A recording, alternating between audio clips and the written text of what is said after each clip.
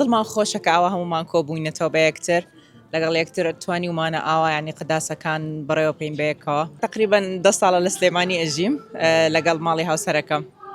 خۆم خەڵکی عنکاوم ئیتر ساڵانە بۆ جژنیین بۆ عنکاوە هەموو شوێنێکە بڵێن ماڵی باوکتی تیابەیەکی دیەکتۆس خۆشترا بەڵام سلێمانیش زۆر خۆشە پێشەمە نانمان خوارد بەڵام عادەتەن کە ئەگەڕینە ماڵەوە دوای ساعت 12 دایکم خواردن شتیوە حەزرە کات و بێکەوە کۆبینەوە پاچە عنکاوە بە پاچە معروفە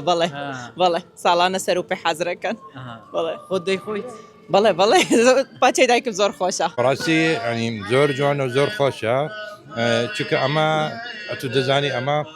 یەکەم شت ئەمان هەیە ئەوە شتێک زۆر ضروریە خەڵکی دێ بە استراحەت دەڕوا بە استراحەت زیاتر ئەو جژنە زۆر گەورە خەڵکی مسیحی ئەمە هەموو ئەلێرە پێکەوە سەڵات دەکەی تعارف دەکەی